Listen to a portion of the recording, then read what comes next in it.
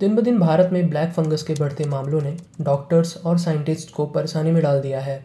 इस वीडियो में हम ब्लैक फंगस के बारे में डिस्कस करेंगे कि कैसे ये इन्फेक्शन फैलता है, ब्लैक फंगस से किन लोगों को सावधानी बरतनी है, ब्लैक फंगस होने के क्या सिम्टम्स हैं और इसका क्या इलाज है। म्यूकरमाइकोसिस, जिसे ब्लैक फंगस के नाम से जाना जाता है, एक सीरियस फंगल इन्फेक्शन है जो भारत में कोरोना से पहले बहुत ही कम संख्या में देखा गया था, पर अब ये बड़ी संख्या में कोविड-19 अफेक्टेड पेशेंट्स को प्रभावित कर रहा है। कोविड-19 अफेक्टेड पेशेंट्स के इलाज के लिए यूज़ किए जाने वाले स्टेरॉइड्स का बुरा असर डायबिटिक पेशेंट्स और other immune compromise patients black fungus के शिकार हुए हैं। पर प्रॉब्लम स्टेरॉइड में नहीं है, प्रॉब्लम इसे किस तरह से प्रिस्क्राइब किया जाता है उसमें है। कोविड-19 इन्फेक्शन के बाद और कोई इन्फेक्शन होना नॉर्मल है क्योंकि वायरस इम्यूनिटी को दबा देता है।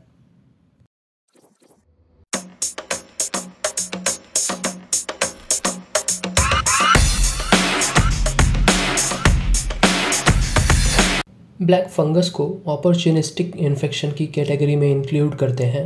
इस टाइप का फंगस हर जगह पाया जाता है, जैसे मिट्टी, सड़े हुए फल और सब्जियों में। ब्लैक फंगस सभी को नहीं होता है, ये उन लोगों को होता है जिनकी इम्यूनिटी कम होती है। इसके होने का रिस्क तब बढ़ता है जब कैंसर या फिर HIV हो, डायबिटिक पेशेंट्स जिनका सही से इलाज ना हो पाए, या उन पेशेंट्स में जिनका हाल ही में ऑर्गन ट्रांसप्लांट हो, उन्हें म्यूकरमाइकोसिस इन्फेक्शंस यानी ब्लैक फंगस हो सकता है। आखिर ये ब्लैक फंगस कब होता है? ब्लैक फंगस यानी कि म्यूकरमाइकोसिस म्यूकरमाइट मोल्ड के संपर्क में आने के कारण होता है। अफेक्टेड हवा में मौजूद म्यूकरमाइकोसिस स्पोर्स सांस लेने के रास्ते शरीर के अंदर पहुंचकर आँखों में, चेहरे पर, लंग्स में इन्फेक्शन पैदा करती हैं। फंगल इन्फेक्शन सभी को नहीं होता है, ये उन लोगों को होता है जिनकी इम्यूनिटी कम होती है। इसके होने का रिस्क तब बढ़ता है जब कैंसर, सर्जरी या फिर HIV हो, डायबिटिक पेशेंट्स जिनकी सही से इलाज नहीं हो पाती, या उन पेशेंट्स में जिनका हाल ही में ऑर्गन ट्रांसप्लांट हो, उन्हें म्यूकरमाइकोसिस इन्फेक्शन यानी ब्लैक फंगस हो सकता है।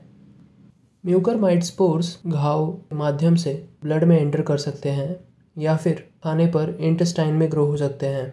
एक बार जमा हो जाने पर फंगस ब्रांच लाइक फिलामेंट बनाता है जो ब्लड वेसल पर अटैक करते हैं, जिससे वहाँ पर क्लॉटिंग होने लगता है। खून की कमी के कारण आसपास के टिश्यूज मर जाते हैं। म्यूकरमाइकोसिस यानी कि ब्लैक फंगस होने के क्या सिम्टम्स हैं?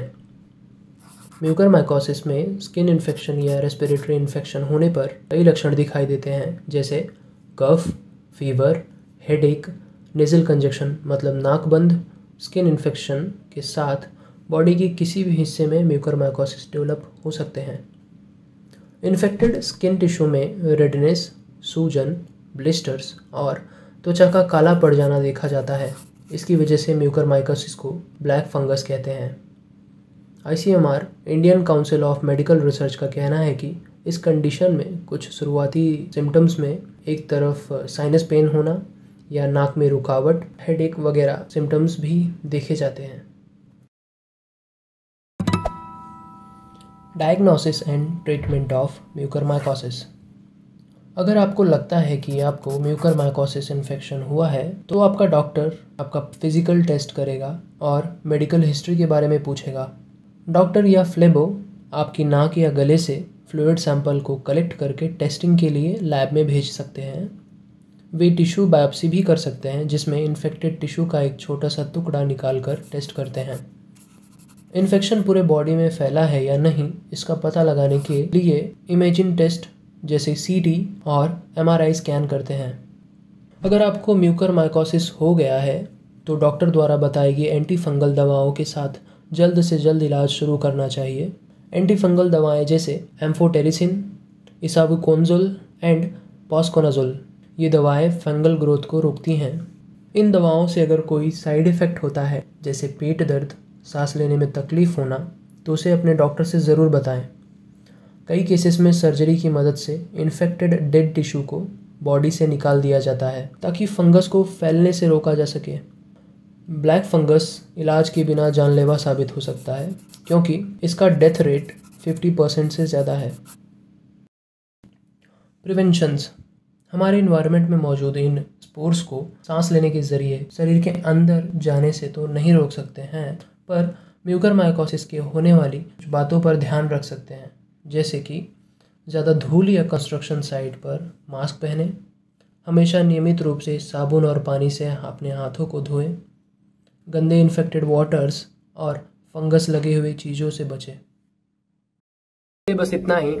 अपने ओपिनियन और सजेशंस मुझे कमेंट करके ज़रूर बताइए। ये वीडियो आपको पसंद आया हो तो लाइक कीजिए। ऐसे ही साइंस रिलेटेड टॉपिक को इजीली समझने के लिए चैनल को सब्सक्राइब करके लेटेस्ट अपडेट के लिए बेल आइकन को ज़रूर दबाएं।